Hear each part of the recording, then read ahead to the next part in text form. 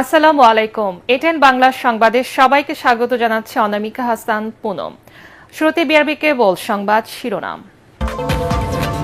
অবরোধ বিক্ষোভে ফার্মগেট ও শাহবাগ সড়কে অচল অবস্থা, মানুষের চরম দুর্ভোগ, পুলিশের সাথে মোবাইল ব্যবসায়ীদের ধাওয়া পাল্টা ধাওয়া।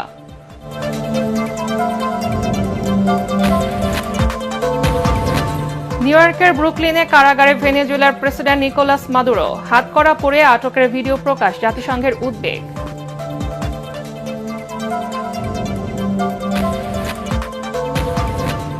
মনোনয়নপত্র যাচাই বাছাইয়ের শেষ দিন আজ। ঢাকায় ৭৫ জনের বাতিল, ১৬২টি বৈধ ঘোষণা। প্রার্থিতা ফিরে পেতে কাল থেকে আপিল শুরু।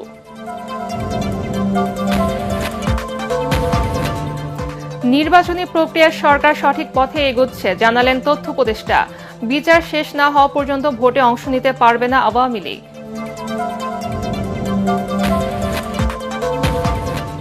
হবিগঞ্জের শায়েস্তাগঞ্জে পুলিশকে হুমকি দেওয়া বৈষম্য বিরোধী ছাত্র আন্দোলনের নেতা মাহাদির জামিন, মুক্তি পেয়ে নেতাকর্মীদের নিয়ে মিছিল।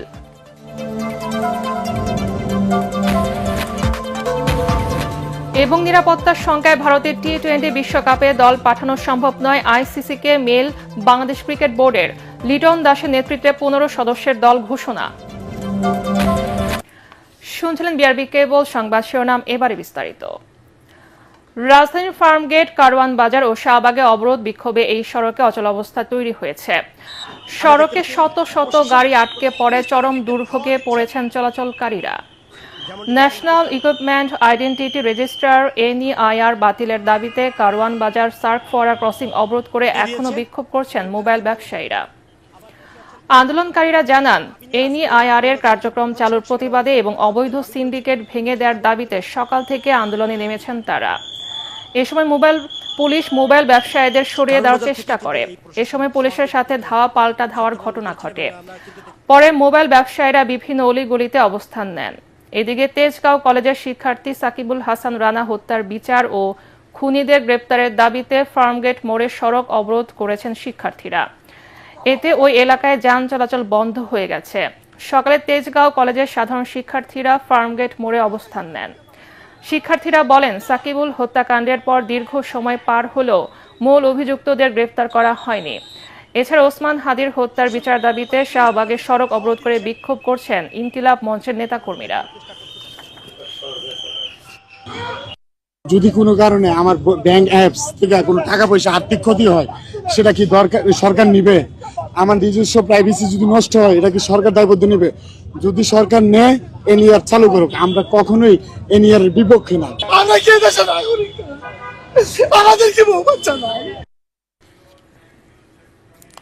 ভেনেজুয়েলার প্রেসিডেন্ট নিকোলাস মাদুরোকে নিউ ইয়র্কের ব্রুকলিনে মেট্রোপলিটন পুলিশের ডিটেনশন সেন্টারে নেওয়া হয়েছে। কারাগারটিতে হাই প্রোফাইল বন্দীদের রাখা হয়। এর আগে ভেনেজুয়েলা থেকে তুলে এনে যুক্তরাষ্ট্রের একটি সামরিক ঘাঁটিতে নেওয়া হয় মাদুরোকে। এদিকে নিকোলাস মাদুরোকে আটকের ভিডিও প্রকাশ করেছে হোয়াইট হাউস। কাল ম্যানহাটনের ফেডারেল আদালতে মাদুরোর বিচারের শুনানি হতে পারে। ভেনেজুয়েলার পরিস্থিতিতে গভীর উদ্বেগ জানিয়ে আলোচনার জন্য জাতিসংঘের নিরাপত্তা পরিষদে বৈঠক ডেকেছেন সংস্থার মহাসচিব অ্যান্টনিও গুতেরেস। যুক্তরাষ্ট্রে এমন সন্ত্রাসী কর্মকাণ্ডের নিন্দা জানিয়েছে বিভিন্ন দেশ। বিস্তারিত আশিকুর রহমানের প্রতিবেদনে। দীর্ঘদিন ধরেই মাদুরোর বিরুদ্ধে মাদক পাচারের সঙ্গে সংশ্লিষ্টতার অভিযোগ করে আসছে যুক্তরাষ্ট্র। তবে মাদুরো এসব অভিযোগ প্রত্যাখ্যান করেছিলেন। তিনি অভিযোগ করেছেন, যুক্তরাষ্ট্র আসলে ভেনেজুয়েলার বিপুল তেল সম্পদের নিয়ন্ত্রণ নিতে তাকে ক্ষমতাচ্যুত করতে চাইছে। ভেনেজুয়েলার প্রেসিডেন্ট নিকোলাস মাদুরোকে আটক করার আগে কয়েক মাস ধরে তার সরকারের উপর চাপ বাড়াচ্ছিল যুক্তরাষ্ট্র। এর মধ্যে ভেনেজুয়েলার উপকূলে তেলবাহী ট্যাঙ্কার জব্দ, ক্যারিবীয় সাগরে কথিত মাদক পাচারকারী নৌযানে প্রাণঘাতী হামলাও ছিল। এছাড়া কিছুদিন আগেই মাদুরোকে গ্রেফতার করার বিষয়ে তথ্য দেওয়ার জন্য $৫ কোটি পুরস্কার ঘোষণা করেছিল যুক্তরাষ্ট্র।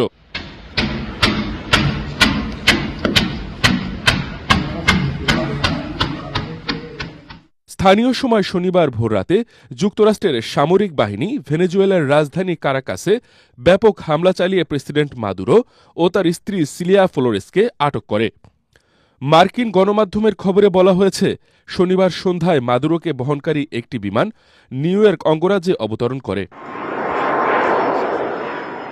CNN, ফক্স নিউজে প্রচারিত ফুটেজে দেখা যায় নিউ ইয়র্ক সিটির উত্তর পশ্চিমে প্রায় ৯৭ কিলোমিটার দূরে স্টুয়ার্ট আন্তর্জাতিক বিমানবন্দরে যুক্তরাষ্ট্রের কর্মকর্তারা মাদুরোকে বিমানের ভেতর থেকে নামিয়ে নিয়ে যাচ্ছেন। এদিকে প্রেসিডেন্ট ডোনাল্ড ট্রাম্প জানিয়েছেন যুক্তরাষ্ট্রের খুব বড় বড় তেল কোম্পানি ভেনেজুয়েলায় প্রবেশ করবে। তারা ভেঙে পড়া তেল অবকাঠামো ঠিক করবে এবং দেশটির জন্য আয় সৃষ্টি করবে।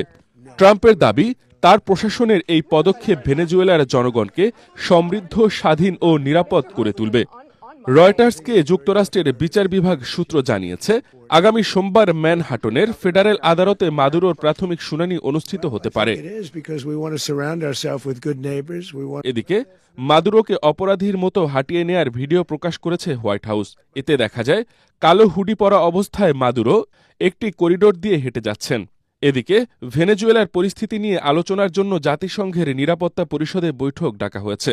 সোমবার এই বৈঠক হওয়ার কথা। মার্কিন সামরিক অভিযান ও ভেনেজুয়েলার প্রেসিডেন্ট নিকোলাস মাদুরোকে সস্ত্রীক তুলে আনার ঘটনায় গভীর উদ্বেগ জানিয়েছেন জাতিসংঘের মহাসচিব Antonio Guterres. Ashikur Rahman, ATN Bangla.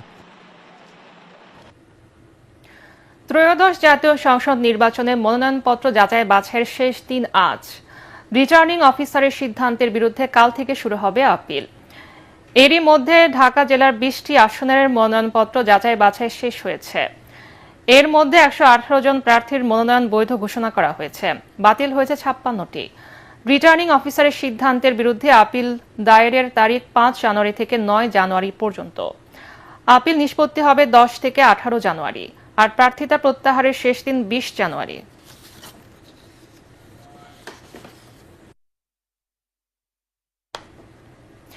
সেগুন বাগিচায় ঢাকা রিটার্নিং অফিসারের কার্যালয়ে আছেন আমাদের সহকর্মী ইমদাদুল্লাহ বাবু। সবশেষ জানতে সরাসরি চলে যাচ্ছি তার কাছে। ইমদাদ, মনোনয়ন যাচাই বাছাইয়ের বিষয়ে আর কি তথ্য আছে আমাদেরকে জানান।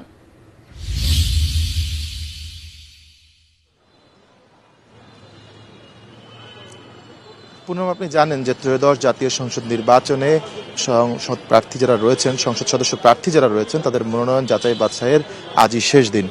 বিকেল ৫টার মধ্যে এই কার্যক্রম শেষ করছেন বিভিন্ন জেলার সংশ্লিষ্ট রিটার্নিং কর্মকর্তারা। আমি এখন ঢাকার যে বিভাগীয় কার্যালয় রয়েছে, যেখানে ঢাকার ১৩টি আসনের রিটার্নিং কর্মকর্তার কার্যালয় রয়েছে, সেখানে আমরা দাঁড়িয়ে আছি। এখানে ১৩টি আসনের যে মনোনয়ন পড়েছিল, জমা হয়েছিল, সেসব যাচাই বাছাইয়ের কাজ এরই মধ্যে চূড়ান্ত হয়েছে। আপনাকে জানিয়ে রাখি যে ঢাকার যে ১৩টি আসন রয়েছে সেখানে মনোনয়ন সংগ্রহ করা হয়েছিল ২৫৩টি, মনোনয়ন দাখিল করা হয়েছিল ১৭৪টি। এর মধ্যে মনোনয়নকে বৈধতা দেওয়া হয়েছে ১১৯টির, মনোনয়ন বাতিল করা হয়েছে ৫৪টির এবং একই সাথে একজনের মনোনয়ন স্থগিত রেখেছেন রিটার্নিং কর্মকর্তা। তো সারা দেশের যে ৩০০ সংসদীয় আসন রয়েছে, সেখানকার রিটার্নিং কর্মকর্তারা এসব কার্যক্রম অনেকটাই গুছিয়ে এনেছেন। আমরা যতটুকু খবর পাচ্ছি, কতটি মনোনয়নপত্র বৈধ হয়েছে এবং কতটি বাতিল হয়েছে এ বিষয়ে চূড়ান্ত তথ্য আসলে প্রকাশ করবে নির্বাচন কমিশন। আজ বিকেলের মধ্যেই সেই তথ্য প্রকাশ করা হবে বলে আমরা জানতে পারছি বিভিন্ন সূত্রের মাধ্যমে। আমি ঢাকার বিভাগীয় কার্যালয়ের সামনে যেখানে দাঁড়িয়ে আছি, সেখান থেকে আমাদেরকে জানানো হয়েছে যে রিটার্নিং কর্মকর্তা বা সহকারী রিটার্নিং কর্মকর্তার সিদ্ধান্তের বিরুদ্ধে আগামী ৫ জানুয়ারি থেকে ১১ জানুয়ারি পর্যন্ত নির্বাচন কমিশনে আপিল করতে পারবেন সংসদ সদস্যের প্রার্থীরা এবং আপিল শুনানি ও নিষ্পত্তি হবে ১২ জানুয়ারি থেকে ১৮ জানুয়ারির মধ্যে। সেক্ষেত্রে এরই মধ্যে যারা সার্টিফাইড মনোনয়ন বাতিলের যে সার্টিফাইড কপিটি রয়েছে, সেটি সংগ্রহের কাজ করছেন। এই সংগ্রহের কাজে কিন্তু তারা সরাসরি এই কার্যালয়েও আসতে পারেন অথবা অনলাইনেও সেটি সংগ্রহ করা যাবে এবং এরপরই তারা আপিল করতে পারবেন, এমনটি আমাদেরকে জানিয়েছেন ঢাকার বিভাগীয় কমিশনের কার্যালয় থেকে। তো পুরম, এই ছিল আমার কাছে এখান থেকে সবশেষ তথ্য। ইমদাদ, আপনাকে ধন্যবাদ। একটা দল নির্বাচন বানচালের ষড়যন্ত্র করছে, তবে নির্বাচনী প্রক্রিয়ায় সরকার সঠিক পথে এগোচ্ছে বলে জানিয়েছেন তথ্য উপদেষ্টা সৈয়দা রিজওয়ানা হাসান। সচিবালয়ে বিএসআরএফ মতবিনিময় সভায় তিনি বলেন, বিচার শেষ না হওয়া পর্যন্ত আওয়ামী লীগ নির্বাচনে অংশ নিতে পারবে না। এ সময় আইপিএল থেকে মুস্তাফিজকে বাদ দেওয়ার প্রসঙ্গ নিয়ে উপদেষ্টা বলেন, বাংলাদেশে আইপিএল এর সম্প্রচার বন্ধের যে দাবি উঠেছে, তার আইনি ভিত্তি যাচাই করে দেখছে সরকার। নির্বাচনে কোনো রাজনৈতিক দলকে কিন্তু এরকম দেখছি না বলতে পরিবেশ নাই, নির্বাচন করব না। কাজে আমি কেন ধরে নেব যে পরিবেশ নাই? এখন পরিবেশ গ্রহণযোগ্য আপনি কোনটাকে বলবেন? অবশ্যই there is a force working. একটা ফোর্স তো কাজই করছে যে একটা ভয়ভীতি দেখিয়ে মানুষকে নির্বাচন থেকে দূরে সরিয়ে রাখা যায় কিনা সেটা করার জন্য, সেটা তো আমরা কোনোভাবেই সফল হতে দিতে পারি না। বিচার কার্য শেষ না হওয়া পর্যন্ত তাদের রাজনৈতিক কার্যক্রম যেহেতু স্থগিত এবং নির্বাচনের কাজগুলো তো শুরু হয়ে গেছে, এগুলো তো এখন যাচাই বাছাই করে প্রার্থী তালিকা চূড়ান্ত হয়ে যাবে, কাজে এই প্রশ্ন তো এখন একটা অবান্তর প্রশ্ন। নির্বাচনী হলফনামায় অধিকাংশ হেভিওয়েট প্রার্থীর আর্থিক অবস্থা করুণ। মাসে লাখ টাকার বেশি আয় নেই অনেকেরই। তারেক রহমান ও শফিকুর রহমানের চেয়ে বার্ষিক আয় নাহিদ ইসলামের বেশি। যেখানে তারেক রহমানের বার্ষিক আয় শেয়ার ও ব্যাংক জমা থেকে আর শফিকুর রহমানের আয় কৃষি থেকে। ত্রয়োদশ জাতীয় নির্বাচনের প্রার্থীদের জমা দেয়া মনোনয়ন বিশ্লেষণ করে এসব তথ্য পাওয়া গেছে। বিস্তারিত জানাচ্ছেন সাজ্জাদ জাহান। জাতীয় নির্বাচনে অংশ নেয়ার অন্যতম শর্ত প্রার্থীকে হলফনামায় জানাতে হয় ব্যক্তিগত অনেক তথ্য, যেখানে উল্লেখ থাকে প্রার্থীর সম্পদ, বার্ষিক আয় ও শিক্ষাগত যোগ্যতা। ত্রয়োদশ জাতীয় সংসদ নির্বাচনে অংশ নেয়া প্রার্থীদের হলফনামা বিশ্লেষণ করে দেখা যায় বিএনপির ভারপ্রাপ্ত চেয়ারম্যান তারেক রহমান নিজেকে রাজনীতিবিদ হিসেবে দেখিয়েছেন। হলফনামায় নিজের দ্বৈত নাগরিকত্ব নেই বলে উল্লেখ করেছেন। তার বার্ষিক আয় 6,76,000 টাকা। আয়ের উৎস হিসেবে দেখিয়েছেন ব্যাংকে রাখা স্থায়ী আমানত ও শেয়ার। হলফনামা অনুযায়ী তারেক রহমানের স্থাবর ও অস্থাবর সম্পদ মোট 1,97,00,000 টাকা। অপরদিকে জামায়াতের আমির ডাক্তার শফিকুর রহমান ঢাকা 15 আসন থেকে নির্বাচন করবেন। পেশা হিসেবে দেখিয়েছেন চিকিৎসা। জামায়াত আমিরের প্রায় 1.5 কোটি টাকার স্থাবর অস্থাবর সম্পত্তি রয়েছে, নেই কোনো ঋণ। স্থাবর সম্পদের মধ্যে শফিকুর রহমানের কৃষিজমি রয়েছে 217%। ঢাকা 11 আসনে লড়ছেন এনসিপির আহ্বায়ক নাহিদ ইসলাম। শিক্ষাগত যোগ্যতা অনার্স পাস দেখিয়ে হলফনামায় পেশা উল্লেখ করেছেন পরামর্শক। তার বার্ষিক আয় 16 লাখ টাকা, নগদ আছে 19 লাখ টাকা। সব মিলিয়ে তার অস্থাবর সম্পদের পরিমাণ 30 লাখ টাকা। ঠাকুরগাঁও 1 আসন থেকে প্রতিদ্বন্দ্বিতা করছেন বিএনপি মহাসচিব মির্জা ফখরুল ইসলাম আলমগীর। বিভিন্ন খাত থেকে তার বার্ষিক আয় প্রায় 12,83,000 টাকা। আয়ের বিবরণীতে দেখা যায় কৃষি খাত থেকে মির্জা ফখরুল বছরে 1,80,000 টাকা ও ব্যবসা থেকে 1,97,000 টাকা পান। বাংলাদেশ খেলাফত মজলিসের আমির মাওলানা মোহাম্মদ মামুনুল হকের বছরে আয় 13 লাখ টাকার বেশি।